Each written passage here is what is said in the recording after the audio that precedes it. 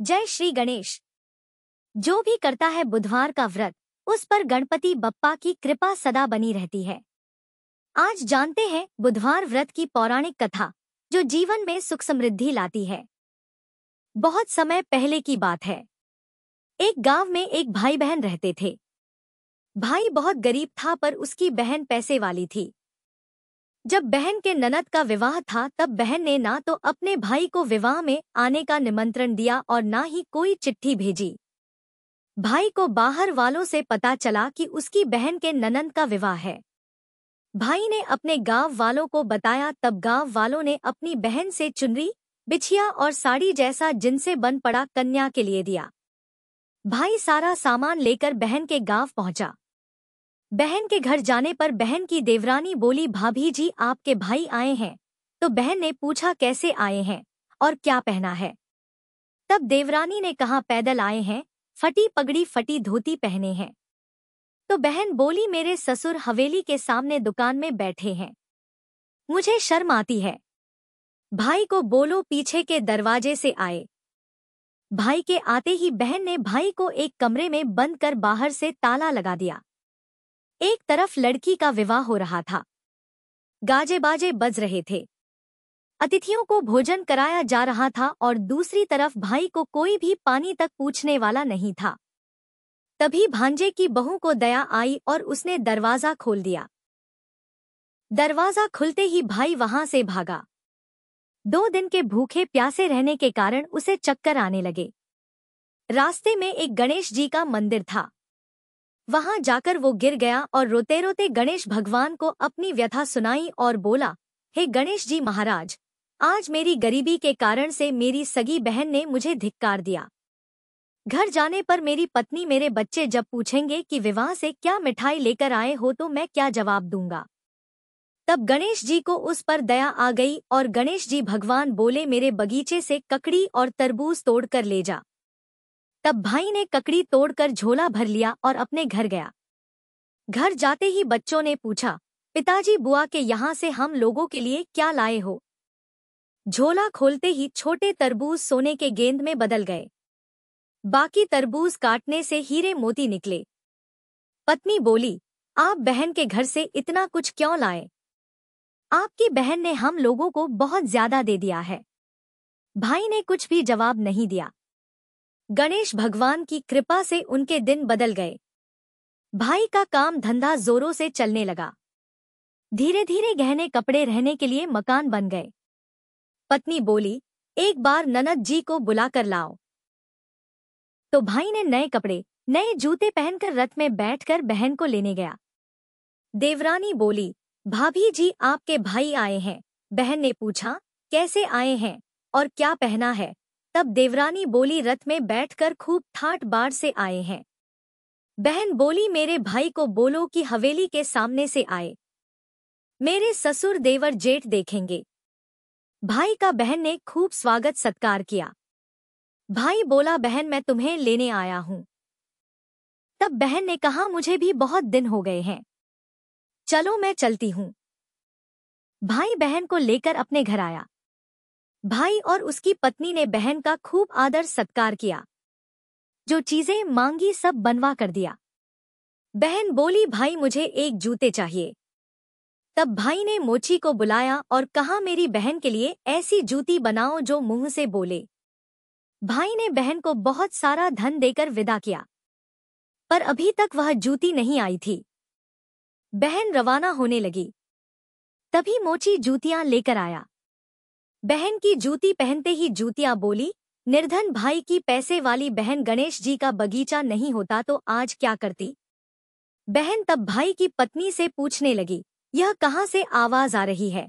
तभी भाई ने कहा, सुबह का समय है, कोई जीव जंतु बोल रहे होंगे। भाई ने घोड़े गाड़ी को जल्दी जाने को कहा। बहन के जाते ही पत्नी जिद करके बैठ गई कि जूतियां क्या बोल रही थी। तब पति ने अपनी पूरी आपबीती सुनाई कि कैसे बहन ने मुझे 2 दिन भूखा रखा, कमरे में बंद कर दिया था। भांजे की बहू ने दरवाजा खोला, तब मैं बाहर आया और गणेश जी की शरण में जा पहुंचा। गणेश जी की कृपा से हमारे दिन बदले हैं। उसने अपनी पत्नी को सारी बातें बताई। तब पत्नी बोली, अगर मुझे मालूम होता तो मैं आपकी बहन को कुछ नहीं देती। मेरा दिया हुआ सब कुछ वापस लेकर आओ। तब पति बोला, गणेश भगवान ने हमें सब दिया है। अगर वह मुझे भूखा प्यासा कमरे में बंद नहीं करती तो मैं गणेश भगवान के मंदिर में क्यों जाता? क्या मैं गणेश जी को अपना दुखड़ा सुनाता? तुम अपना मन मैला मत करो, और अपने पर तो गणेश जी की कृपा है और किस चीज की कमी है। फिर दोनों गणेश जी के आगे झुककर प्रणाम करते हैं और जयकारा लगाते हैं। हे गणेश जी महाराज, जैसी कृपा आपने गरीब भाई पर की वैसे ही अपने सभी भक्तों पर अपनी कृपा बनाए रखना। तो प्रेम से बोलिए, गणेश जी महाराज की जय हो। आइए अब सुनते हैं गणेश जी महाराज की अगली पौराणिक कथा। एक बार देवी तुलसी विवाह हेतु वर ढूंढने के लिए तीर्थ यात्रा पर निकली थी और ढूंढते ढूंढते वह गंगा किनारे पहुंच गई। उस समय गणेश भगवान गंगा किनारे तप कर रहे थे। उन्हें देखते ही देवी तुलसी उन पर मोहित हो गई और उनके मन में गणेश भगवान से विवाह की इच्छा उत्पन्न हुई। फिर देवी तुलसी ने गणेश जी के पास जाकर उनका ध्यान भंग कर दिया। आंखें खोलने के बाद गणेश भगवान के सामने देवी तुलसी खड़ी थी, लेकिन सामने एक स्त्री है। इसलिए अपने क्रोध को नियंत्रण में रखकर गणेश भगवान ने पूछा, आप कौन है देवी, और मेरा ध्यान भंग करने का क्या कारण है? तो जवाब में देवी तुलसी ने अपने परिचय के साथ गणेश जी से विवाह की बात कर ली। उत्तर में गणेश भगवान जी बोले, देवी मैं ब्रह्मचारी हूँ, इस वजह से मैं विवाह नहीं कर सकता। अपने विवाह प्रस्ताव के लिए ना सुनने के बाद देवी तुलसी क्रोधित हो गई और उन्होंने गणेश जी को श्राप दे दिया कि उनका ब्रह्मचर्य टूटेगा और उनके 2 विवाह होंगे। इस बात पर गणेश भगवान भयंकर क्रोधित हो उठे, क्योंकि एक तो वह स्त्री है, इसलिए ध्यान भंग करने पर भी गणेश जी ने कुछ नहीं कहा और इतनी विनम्रता से बात करने पर भी उन्हें श्राप दिया गया। फिर गणेश जी ने भी देवी तुलसी को श्राप दे दिया कि तुम्हारा विवाह शंखचंड नाम के असुर के साथ होगा। एक देवी होकर भी उनका विवाह एक राक्षस से होगा। यह जानकर देवी तुलसी विचलित हो गई और विनायक जी से इस कठोर श्राप से मुक्ति दिलाने की क्षमा याचना करने लगी। फिर गणेश जी को तुलसी देवी पर दया आ गई। वे बोले कि मेरा श्राप तो बदल नहीं सकता, वह तो सच होकर ही रहेगा। लेकिन अगले जन्म में तुम एक पेड़ बनोगी और भगवान महाविष्णु जी को अत्यंत प्रिय होंगी। उनकी पूजा में भी तुम्हारा एक महत्वपूर्ण स्थान होगा और कलयुग के इंसानों को तुम मोक्ष का मार्ग दिखाओगी। लेकिन तुमने मेरा तप भंग किया है और मुझे ब्रह्मचारी होकर भी 2 विवाह का श्राप भी दिया है, इसलिए मेरी किसी भी प्रकार की पूजा में तुम निषिद्ध रहोगी। इस प्रकार देवी तुलसी गणेश भगवान की पूजा में निषिद्ध हो गई। प्रेम से बोलिए, गणेश भगवान की जय। आइए सुनते हैं गणेश जी के विवाह की कथा। भगवान गणेश का मुख हाथी का है और एक दांत भी टूटा हुआ है। इन्हीं 2 कारणों की वजह से उनका विवाह नहीं हो पा रहा था। इस बात से गणेश जी महाराज अक्सर नाराज रहा करते थे। एक दिन एक देवता के आग्रह पर विनायक जी उसके विवाह में अपनी उपस्थिति दर्शाने गए।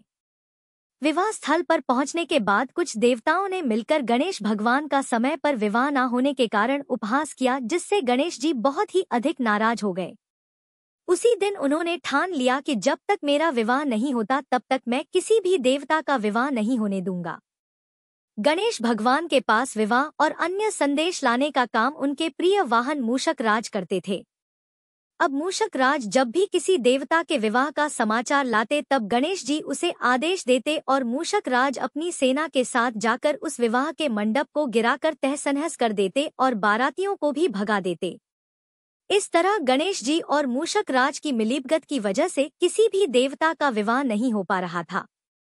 गणपति जी के व्यवहार से तंग आकर सभी देवी देवता भगवान शिव और माता पार्वती जी के पास पहुंच गए और इस विराट समस्या का समाधान मांगने लगे। भगवान शिव और माता पार्वती ने कहा कि इसका हल तो आपको केवल ब्रह्मदेव जी के पास ही मिल सकता है। कृपा करके आप ब्रह्मलोक को जाएं।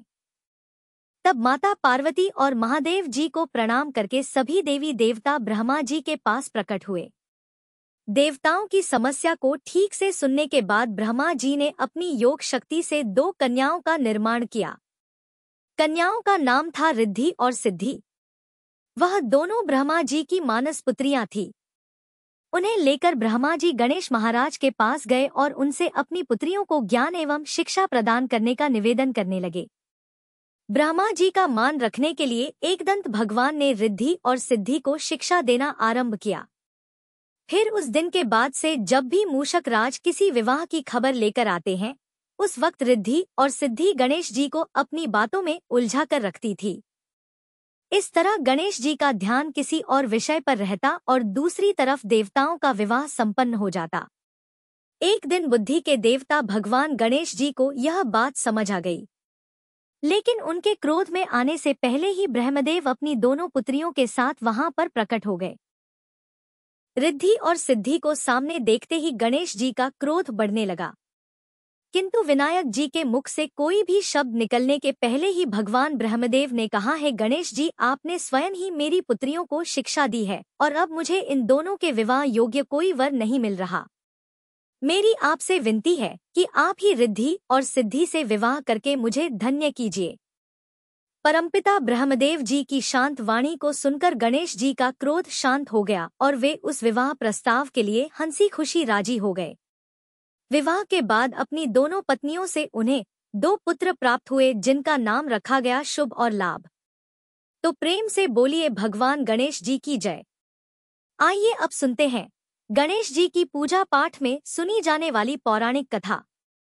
एक गांव में एक सेठ और सेठानी रहते थे। वे बहुत ही धार्मिक प्रवृत्ति के थे और वे गणेश जी के अनन्य भक्त थे।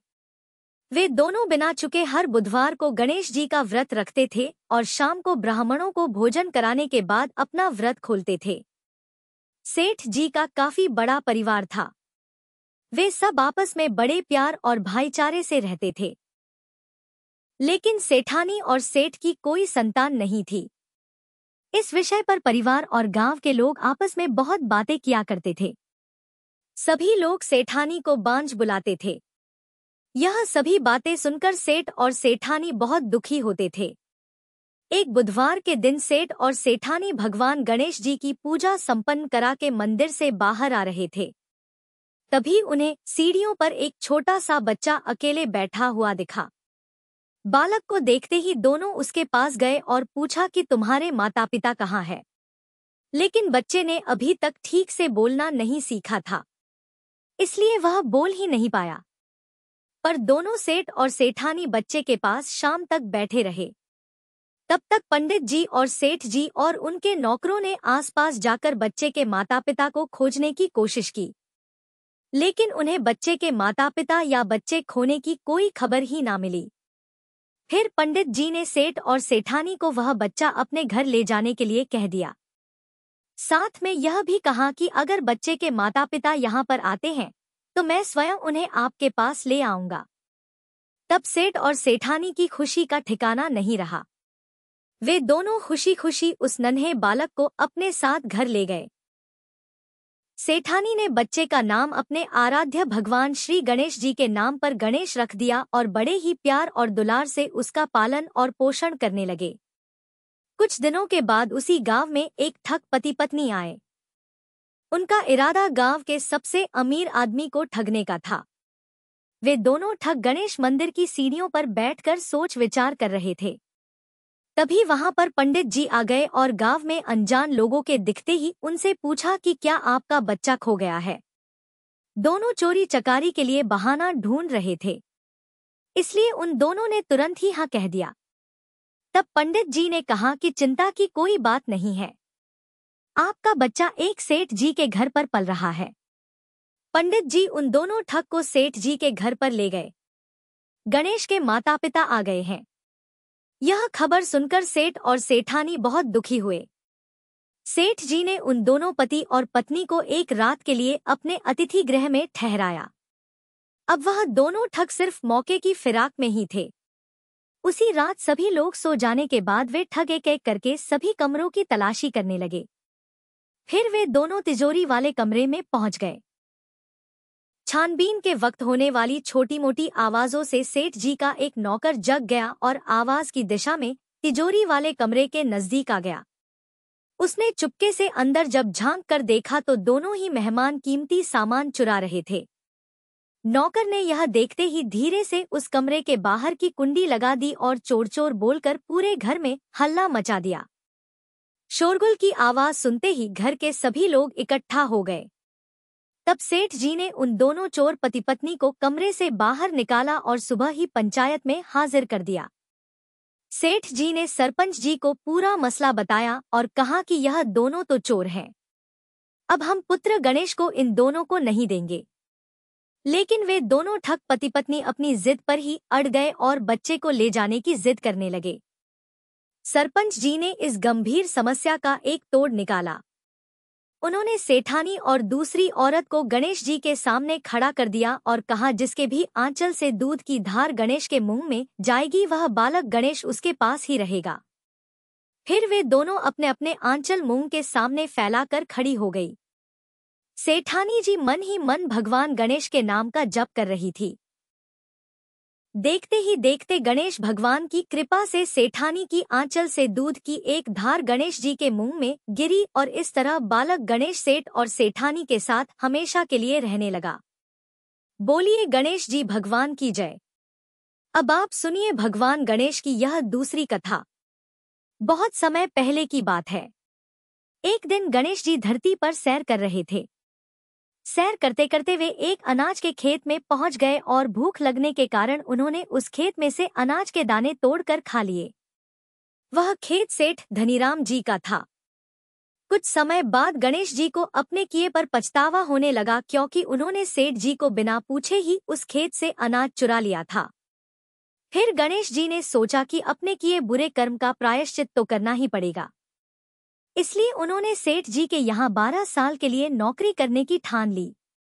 उसके बाद अगले दिन सुबह विनायक जी एक 13-14 साल के एक लड़के के रूप में नौकरी मांगने के लिए धनीराम सेठ जी के घर पहुंच गए और उन्होंने सेठ जी को अपना नाम गणेश बताया।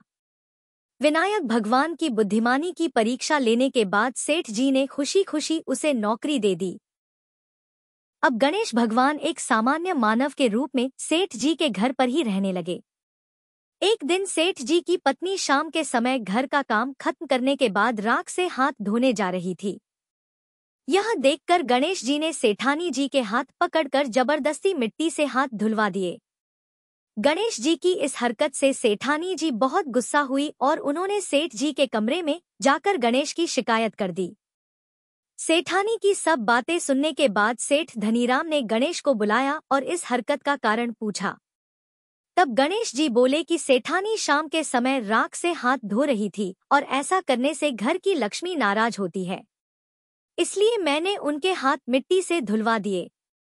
इससे घर पर माता लक्ष्मी की कृपा बनी रहेगी। यह सब सुनकर सेठ जी ने सोचा कि गणेश जी की सोच तो बहुत अच्छी है। इसके कुछ दिनों के बाद कुंभ मेले का शुभ अवसर आया। तब सेठ जी ने गणेश को बुलाया और कहा कि सेठानी जी को कुंभ मेले में स्नान करा लाओ। तब सेठानी और गणेश स्नान के लिए मेले में पहुंचे। वहां पहुंचने के बाद सेठानी जी नदी के किनारे बैठकर नहाने लगी। उन्हें ऐसा करते देखकर गणेश दौड़कर आए और सेठानी जी के दोनों हाथ पकड़कर उन्हें नदी के अंदर लेकर गए।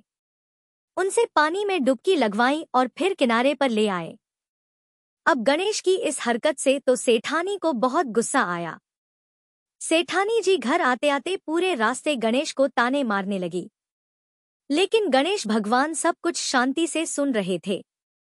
घर आते ही सेठानी ने सेठ जी के पास फिर से खड़े होकर शिकायत की। तब सेठ जी ने फिर से गणेश को बुलाया और पूछा कि तुमने ऐसा क्यों किया। गणेश जी बोले, सेठ जी सेठानी जी नदी के किनारे बैठकर गंदे पानी से नहा रही थी तो मैंने उन्हें नदी में ले जाकर साफ पानी में डुबकी लगवाई। ऐसा करने से उन्हें अगले जन्म में बहुत बड़ा राजपाट और वैभव मिलेगा। सेठ जी ने सोचा कि गणेश के विचार तो बहुत अच्छे हैं, मेरे परिवार का भला सोचता है। कुछ दिनों के बाद सेठ जी के घर पर पूजा थी। पंडित जी आने के बाद में सेठ जी ने गणेश से कहा, जाओ और सेठानी को बुलाकर लाओ। सेठ जी के आज्ञा के अनुसार गणेश जी सेठानी को बुलाने गए। उस वक्त सेठानी काली चुन्नी ओढ़कर कमरे से बाहर आ रही थी। वह देखते ही गणेश जी वह काली चुन्नी उतार कर फाड़ दिए और कहा कि पूजा के लिए लाल रंग की चुन्नी ओढ़कर आओ। अब सेठानी जी गणेश जी पर बहुत नाराज हुई और उन पर चिल्लाने लगी। इस आवाज को सुनकर सेठ जी वहां पर भागते हुए आए और पूछा कि क्या हुआ। तब सेठानी ने बोला कि गणेश ने मेरी चुन्नी फाड़ दी। फिर सेठ जी ने भी गणेश को बहुत डांटा। जवाब में गणेश जी ने कहा कि सेठ जी पूजा में कभी भी काला वस्त्र नहीं पहनते, इससे शुभ काम सफल नहीं होते, इसलिए मैंने ऐसा किया। सेठ जी ने सोचा कि गणेश तो बहुत समझदार है। इसी तरह लीला रचाते हुए उसी घर में गणेश जी के 12 साल बीत गए। फिर एक दिन सेठ जी ने नया कारोबार शुरू करने से पहले घर में पूजा रखी थी। पूजा करते करते सेठ जी को याद आया कि पूजा की सामग्री में गणेश भगवान की मूर्ति तो है ही नहीं। तब उन्होंने अपने नौकर गणेश को पूजा घर से भगवान विनायक जी की मूर्ति लाने के लिए कहा। तब गणेश बोला कि मुझे ही मूर्ति समझकर आप पूजा में विराजमान कीजिए, आपके सारे शुभ काम सफल हो जाएंगे। इस बात को सुनकर सेठ जी को गुस्सा आया और वे बोले, गणेश तुम अब तक सेठानी से मजाक करते थे, अब मुझसे भी करने लगे हो। तब उत्तर में गणेश जी ने मुस्कुराते हुए सेठ जी से कहा कि मैं मजाक नहीं कर रहा, मैं सत्य कह रहा हूँ। इतना कहने के बाद नौकर गणेश ने अपना असली भगवान स्वरूप धारण कर लिया। साक्षात भगवान श्री गणेश को सामने देखते ही सेठ और सेठानी उनके चरणों में लीन हो गए और उन्होंने अपनी पूजा संपन्न की। इसके बाद गणेश जी देखते ही देखते अंतर्ध्य हो गए। बाद में सेठ और सेठानी को बहुत पछतावा होने लगा कि स्वयं भगवान हमारे घर नौकरी कर रहे थे और हमने उनके साथ कितना बुरा व्यवहार किया, उनसे बहुत सारा काम कराया। यह सोच सच कर दोनों दुखी रहने लगे। फिर उसी रात सेठ और सेठानी के सपने में भगवान गणेश प्रकट हुए और उन्हें समझाया कि मैंने 12 साल पहले तुम्हारे खेत से अनाज के दाने बिना पूछे तोड़ लिए थे और उसी कर्म का दोष दूर करने के लिए मैं 12 साल से तुम्हारे घर नौकरी किया। धनीराम सेठ जी के जीवन की काया पलट हो गई। गणेश जी जैसी माया आपने धनीराम सेठ जी पर की, वैसी ही माया इस कहानी को पढ़ने वाले, सुनने वाले और हर एक व्यक्ति पर करना।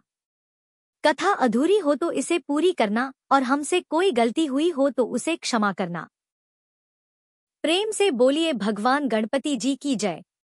आइए अब सुनते हैं धन समृद्धि प्रदान करने वाली, घर में बरकत लाने वाली माता अन्नपूर्णा की बड़ी ही दुर्लभ कथा। इस कथा को श्रद्धा और भक्ति के साथ पूरा अवश्य सुनिए।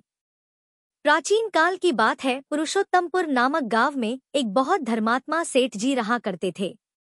उनके 5 पुत्र और एक सबसे छोटी पुत्री थी। उसका नाम गौरी था। सेठ जी का भरा पूरा परिवार था। सेठ जी ने अपने सभी 5 पुत्रों का विवाह कर दिया था और जब छोटी बेटी गौरी विवाह के योग्य हुई तो उन्होंने उसका विवाह एक दूसरे नगर के अपने ही समान धनी परिवार में कर दिया। अब सेठ जी की पुत्री गौरी दुल्हन बनकर जिस घर में गई, वहां उसका पति अपने माता पिता का इकलौता पुत्र था।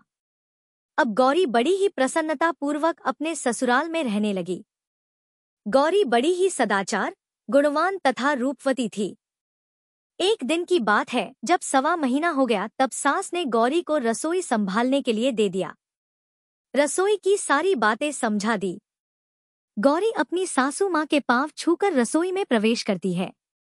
तब सास ने कहा, बहू रोज सुबह जल्दी उठकर पूजा पाठ करके रसोई में प्रवेश करना, फिर खाना बनाना। रोटी बनाते समय पहली रोटी गाय को और अंतिम रोटी कुत्ते की बनाना मत भूलना।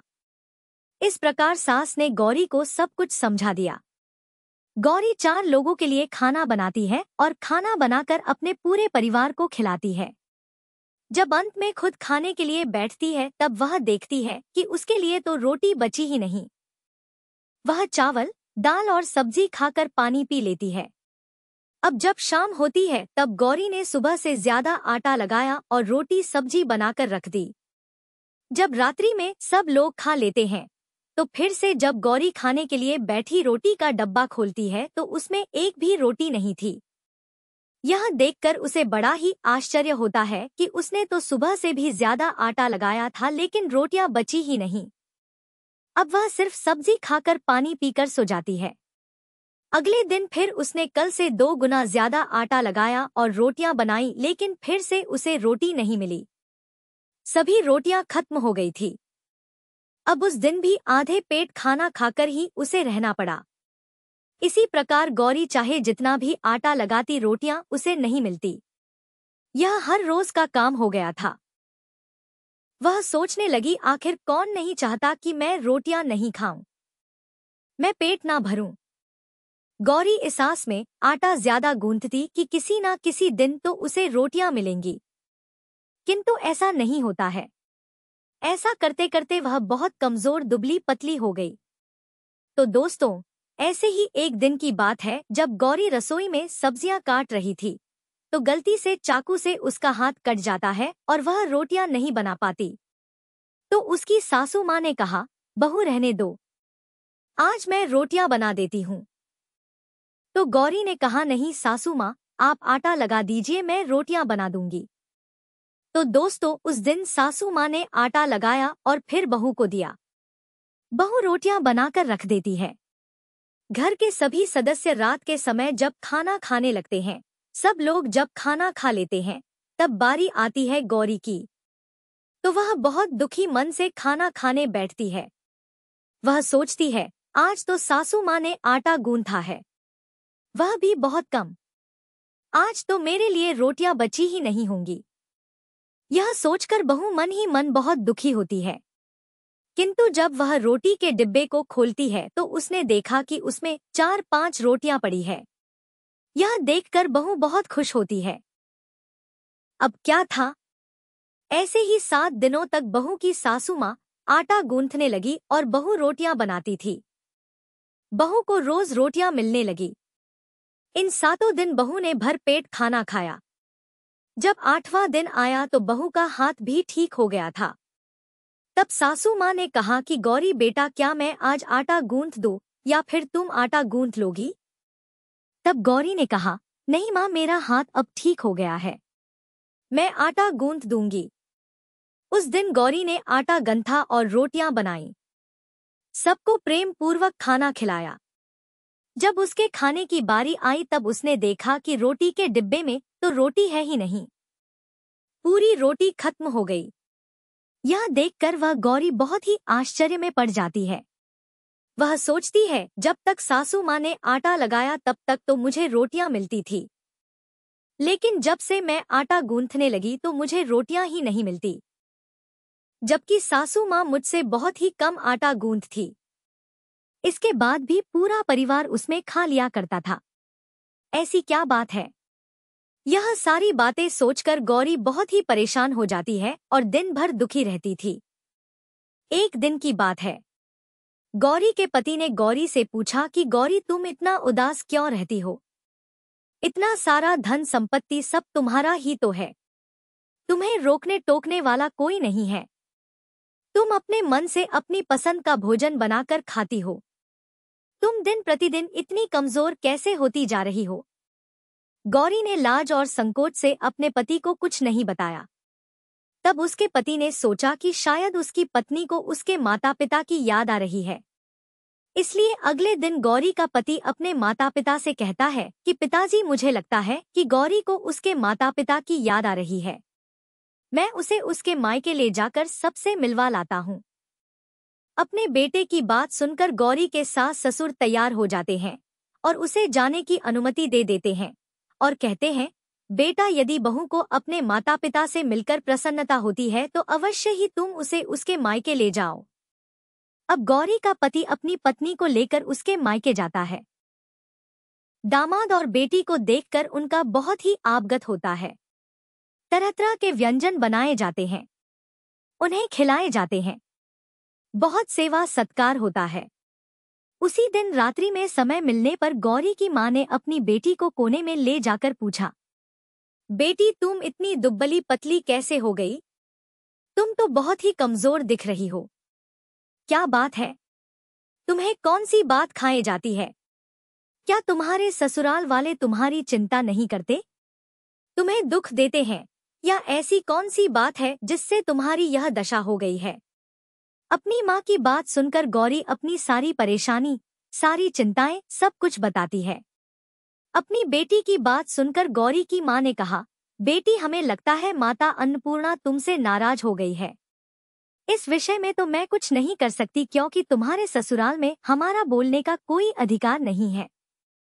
इसलिए मैं तो कहूंगी कि तुम यहाँ से जाने के बाद इस विषय में अपनी सास और ससुर से बात करना। वही कुछ हल बताएंगे और तुम्हारी समस्या का समाधान होगा।